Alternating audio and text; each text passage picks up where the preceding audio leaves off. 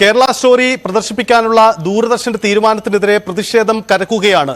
ഇടതുമുന്നണിയും UDF-ഉം തെരഞ്ഞെടുപ്പ് കമ്മീഷനെ സമീപിക്കുകയാണ്. രേഖാമൂലം പ്രതിപക്ഷ നേതാവ് കത്ത് നൽകിക്കഴിഞ്ഞു. ഒപ്പം തന്നെ മുഖ്യമന്ത്രിയും ഇന്നലെ കടുത്ത ഭാഷയിൽ തന്നെ ഈ ദൂരദർശന്റെ നീക്കത്തിനെതിരെ രംഗത്ത് വന്നിട്ടുണ്ട്. കേരള സ്റ്റോറി കേരളത്തെ അപഹസിക്കുന്നതാണ്, കേരളത്തെ അപമാനപ്പെടുത്തുന്നതാണ്. ഇത് നേരത്തെ ഉയർന്ന രാഷ്ട്രീയ വിവാദമാണ്. പക്ഷേ ദൂരദർശനെ പോലെ സർക്കാരിന്റെ ഔദ്യോഗിക മാധ്യമം ഇപ്പോൾ ഇത് പ്രദർശിപ്പിക്കുന്നതിന് പിന്നിൽ കൃത്യമായ രാഷ്ട്രീയമുണ്ട്. ലോക്സഭാ തെരഞ്ഞെടുപ്പിന്റെ പശ്ചാത്തലത്തിൽ ഇങ്ങനെയൊരു രാഷ്ട്രീയ നീക്കം നടക്കുന്നതിന് പിന്നിൽ ദൂരദർശനെ പോലെയുള്ള ദേശീയ മാധ്യമത്തെ രാഷ്ട്രീയവൽക്കരിക്കുന്നു എന്നതാണ് ഉയരുന്ന ചോദ്യം. പ്രതിപക്ഷ നേതാവ് കത്ത് നൽകി കഴിഞ്ഞു. ഇതിൽ പ്രധാനമാവുന്നത് ഇന്നത്തെ ഒരു പകൽ ദിനം പ്രധാനമായും ഈ കേരള സ്റ്റോറി വിവാദത്തിലേക്ക് തന്നെ കേരളത്തെ രാഷ്ട്രീയ മുഖം കടക്കുന്നു എന്നതാണ്. തെരഞ്ഞെടുപ്പ് രംഗത്തടക്കം ഇതിന്റെ പ്രതിഫലനം നമുക്കൊന്ന് പ്രതീക്ഷിക്കാം. വലിയ പ്രതിഷേധമാണ് സംസ്ഥാന വ്യാപകമായി തന്നെ ഉണ്ടാവുന്നത്. എന്തായാലും ശക്തമായ പ്രതിഷേധ പരിപാടികളുമായി മുന്നോട്ട് പോകുമെന്ന് DYFI പ്രഖ്യാപിച്ചു കഴിഞ്ഞു. നമുക്ക് ആദ്യം A. റഹീമിന്റെ വാക്കുകളൊന്ന് കേൾക്കാം. നീക്കം മലയാളികൾ ഒറ്റ മനസ്സോടെ തള്ളിക്കളയും എന്ന് ഞാൻ കരുതുകയാണ്.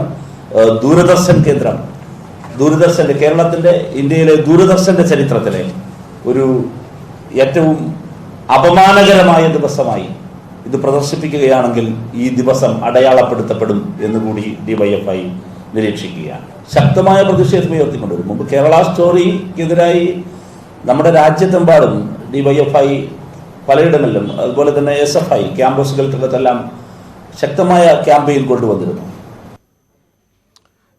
അതാണ് DYFIയുടെ നിലപാട്. എന്തായാലും ശക്തമായ പ്രതിഷേധ പരിപാടികളുമായി മുന്നോട്ട് പോകാനാണ് DYFI പോലെയുള്ള യുവജന സംഘടനകളുടെ തീരുമാനം. BB അരുൺ നമുക്കൊപ്പം ചേരുന്നു. അരുൺ, ഈ കേരള സ്റ്റോറി വിവാദം കേരളത്തിൽ ആദ്യമല്ല, ദേശീയ തലത്തിൽ ഉയർന്ന വിവാദമാണ്. നമ്മുടെ രാഷ്ട്രീയ രംഗത്തുള്ളവരൊക്കെ ആ വിവാദങ്ങളുടെ ഭാഗമായി പ്രതികരിച്ചിട്ടുള്ളതാണ്. പക്ഷേ തെരഞ്ഞെടുപ്പ് രംഗത്ത് ഇത് ചർച്ചയാവുന്നത്, കേരള സ്റ്റോറിയുമായി ബന്ധപ്പെട്ട ചർച്ച ഉണ്ടാവുന്നതിന്റെ കാരണം ദൂരദർശന്റെ ഇപ്പോഴത്തെ നീക്കമാണ്. രണ്ട് കാര്യങ്ങളാണ്. ഒന്ന്, ദൂരദർശനെ രാഷ്ട്രീയവൽക്കരിക്കുന്നു, അല്ലെങ്കിൽ ദൂരദർശനെ ഉപയോഗിച്ചു കൊടുത്തുകൊണ്ട് കേന്ദ്ര സർക്കാരോ BJP-യോ മറ്റൊരു രാഷ്ട്രീയ നേട്ടത്തിനാണോ രാഷ്ട്രീയ സാധ്യതയ്ക്കാണോ ഇപ്പോൾ ഈ വിഷയത്തിൽ ശ്രമിക്കുന്നത്. അങ്ങനെയെങ്കിൽ കേരളം ഇതിനോട് എങ്ങനെ പ്രതികരിക്കുമെന്ന ചോദ്യം കൂടി ഉയർന്നു വരികയാണ്. തെരഞ്ഞെടുപ്പ് രംഗത്ത് ഇത് ചർച്ചയാവുന്ന കാര്യത്തിൽ തർക്കമില്ല. മുഖ്യമന്ത്രി ഇന്നലെ പ്രതികരിച്ചു കഴിഞ്ഞു. ഇന്ന് പ്രതിപക്ഷ നേതാവിന്റെ തെരഞ്ഞെടുപ്പ് കമ്മീഷനുള്ള കത്തും കൈമാറിയിട്ടുണ്ട്. എങ്ങനെയാണ് ഈ കേരള സ്റ്റോറിയുടെ പുതിയ രണ്ടാം ഘട്ട വിവാദത്തിൽ കേരളം പ്രതികരിക്കുന്നത്? എങ്ങനെയാണ് വിവിധ മേഖലകളിൽ നിന്നുള്ള പ്രതിഷേധം ഉയരുന്നത്? അരുൺ,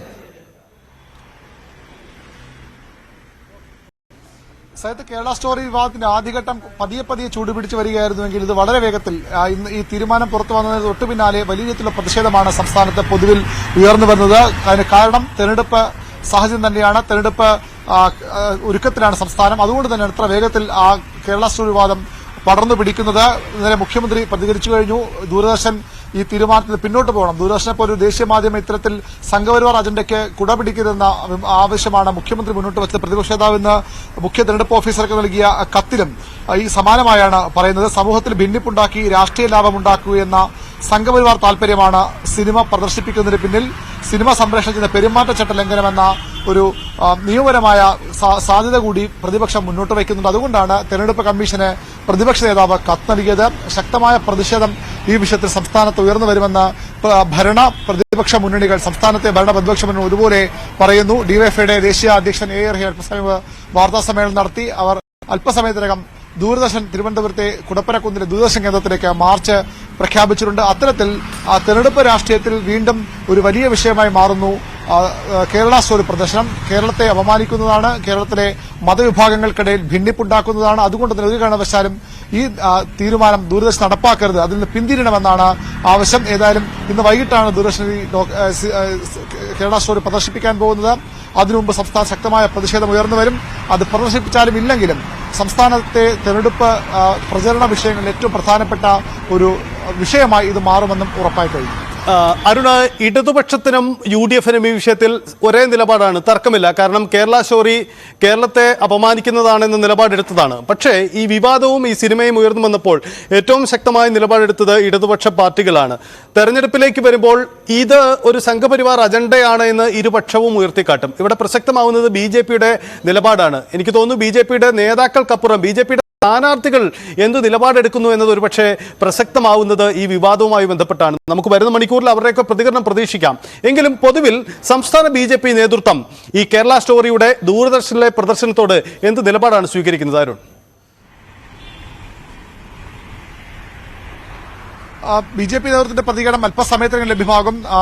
ബി ജെ പിയുടെ സംസ്ഥാന അധ്യക്ഷൻ കെ സുരേന്ദ്രൻ വയനാട്ടിൽ മാധ്യമങ്ങളെ കാണുന്നുണ്ട്. വി മുരളീധരനും എസ് ജയശങ്കറും അടക്കമുള്ള ബി ജെ പിയുടെ മോദി മന്ത്രിസഭയിലെ പ്രധാനികൾ തലസ്ഥാനത്തുണ്ട്. സ്ഥാനാർത്ഥികൾ രാജീവ് ചന്ദ്രശേഖരും അതുപോലെ തന്നെ മുരളീധരനും ഒക്കെ വിഷയത്തിൽ പ്രതികരിക്കും. അവർ എങ്ങനെ നേരത്തെ കേരള സ്റ്റോറിയെ പൂർണ്ണമായും പിന്തുണച്ചുകൊണ്ട് നിലപാടാണ് ബി ജെ പി സ്വീകരിച്ചത്. പക്ഷേ തെരഞ്ഞെടുപ്പ് അടുക്കുമ്പോൾ അത്തരമൊരു കടുത്ത നിലപാടിന് കഴിയുമോ, അതിനുള്ള സാഹചര്യം ബി ജെ പിക്ക് ഉണ്ടോ എന്ന കാര്യം സംശയമാണ്. പക്ഷേ സ്വാഭാവികമായി അവർ കേരള സ്റ്റോറിയെ തള്ളിപ്പറയാനിടയില്ല. എങ്കിലും വലിയ രീതിയിൽ ന്യൂനപക്ഷ വിഭാഗങ്ങൾക്ക് എതിർപ്പുണ്ടാക്കുന്ന, അവരുടെ അപ്രീതി ഉണ്ടാക്കുന്ന വിഷയത്തിൽ തെരഞ്ഞെടുപ്പ് കാലത്തും ഒരേ നിലപാട് സ്വീകരിക്കാൻ ബി ജെ പി തയ്യാറാകുമോ എന്നാണ് അറിയേണ്ടത്. നേതാക്കളുടെ പ്രതികരണങ്ങൾ വൈകാതെ നമുക്ക് ലഭ്യമാകും. ഏതായാലും ഇടതുപക്ഷം നേരത്തെ സൂചിപ്പിച്ച പോലെ ഈ കേരള സ്റ്റോറി വിവാദം വന്നപ്പോൾ ആദ്യം തന്നെ രംഗത്തിറങ്ങിയത് SFI ആയിരുന്നു, CPM-ന്റെ വിദ്യാർത്ഥി സംഘടനയായിരുന്നു. പിന്നീട് അത് DYFI-യും CPM-ഉം ഒക്കെ ഏറ്റെടുത്തു.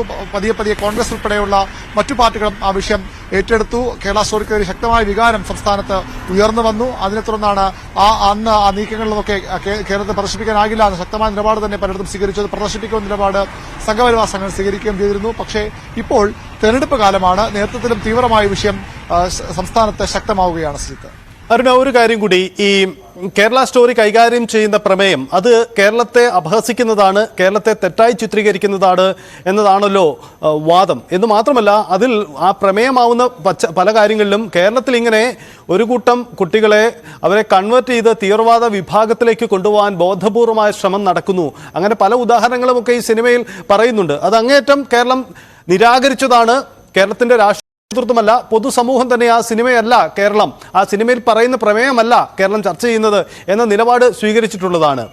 ഈ തെരഞ്ഞെടുപ്പ് കാലത്ത് ഇതിങ്ങനെ ചർച്ചയാവുമ്പോൾ അരുൺ നേരത്തെ പറഞ്ഞതിന് തുടർച്ചയായിട്ട് BJPക്ക് അന്നൊരു രാഷ്ട്രീയ നിലപാട് എടുക്കാൻ ഒരുപക്ഷെ കഴിഞ്ഞിരിക്കാം. പക്ഷേ ഇത് തെരഞ്ഞെടുപ്പിൽ എല്ലാ വിഭാഗം ജനങ്ങളുടെ മുന്നിലേക്കും ചെല്ലണം, എല്ലാവരുടെയും വോട്ട് ആവശ്യമാണ്. അപ്പോൾ BJP സ്ഥാനാർത്ഥികളെ ഇതൊരു കുഴയ്ക്കുന്ന രാഷ്ട്രീയ പ്രശ്നമായി അല്ലെങ്കിൽ നീക്കമായി മാറാൻ സാധ്യതയുണ്ടോ അരുൺ? അങ്ങനെ പ്രധാനപ്പെട്ട ത്രികോണ പോരാട്ടം നടക്കുന്ന ഇടങ്ങളിലൊക്കെ എല്ലാവരുടെയും പിന്തുണ ആവശ്യമാണല്ലോ BJP സ്ഥാനാർത്ഥിക്കും. അപ്പോൾ സ്വാഭാവികമായി അവർക്കും ഇതെങ്ങനെ വിശദീകരിക്കുമെന്നൊരു പ്രതിസന്ധി ഉണ്ടാവാൻ സാധ്യതയുണ്ടോ? തീർച്ചയായും. നമുക്കറിയാം, തിരുവനന്തപുരം എന്നൊരു ലോക്സഭാ മണ്ഡലം മാത്രം എടുത്താൽ എന്തുകൊണ്ട് BJPക്ക് ഇവിടെ ലോക്സഭയിലേക്ക് ജയിക്കാൻ ആകുന്നില്ല എന്ന് ചോദിച്ചാൽ അതിനുള്ള കാരണം ന്യൂനപക്ഷ വിഭാഗങ്ങൾ, അത് ക്രൈസ്തവ വിഭാഗമായാലും മുസ്ലിം വിഭാഗമായാലും അവരുടെ വലിയ പിന്തുണ ഇല്ല എന്നുള്ളതാണ്. അത് മറികടക്കാൻ, അവരുടെ പരമാവധി അവരുടെ സ്നേഹം നേടിയെടുക്കാൻ, അവരുടെ വോട്ട് നേടിയെടുക്കാനാണ് BJP നേതൃത്വം ഇപ്പോൾ ശ്രമിക്കുന്നത്. കഴിഞ്ഞ തവണയൊക്കെ സ്ഥാനാർത്ഥി തോറ്റുപോകാൻ കാരണം ആ ഒരു സമൂഹങ്ങൾ, ന്യൂനപക്ഷ സമുദായങ്ങൾ പൂർണ്ണമായും UDF-നൊപ്പം അന്ന് അണിനിരുന്നതുകൊണ്ടാണ്. അത് മാറ്റിയെടുക്കാൻ ശ്രമങ്ങൾ ഊർജിതമായി BJP നേതൃത്വം നടത്തുന്നു. അതിനിടയിൽ പൗരത്വ നിയമ ഭേദഗതിയുണ്ട്, അതിന് വലിയ വിഷയമായി ഇപ്പോൾ നിലനിൽക്കുന്നു. അതിനിടയിലാണ് ഇപ്പോൾ ഈ കേരള സ്റ്റോറി വിവാദം കൂടി വരുന്നത്. BJP നേതൃത്വം ഒട്ടും, ഒരുപക്ഷെ നേതൃത്വത്തിന് അത്തരം നിലപാടുണ്ടാകാമെങ്കിലും സൈദ് സൂചിപ്പിച്ച പോലെ തെരഞ്ഞെടുപ്പിൽ മത്സരിക്കുന്ന സ്ഥാനാർത്ഥികൾക്ക് അതിൽ തിരുവനന്തപുരവും തൃശൂരും കാസർഗോഡും ഒക്കെ പോലെ അതിശക്തമായ ത്രികോണ പോരാട്ടം നടക്കുന്ന മണ്ഡലങ്ങളിൽ അത് ശക്തമായ ഒരു തിരിച്ചടിയായി മാറുമെന്ന ആശങ്ക നേതൃത്വ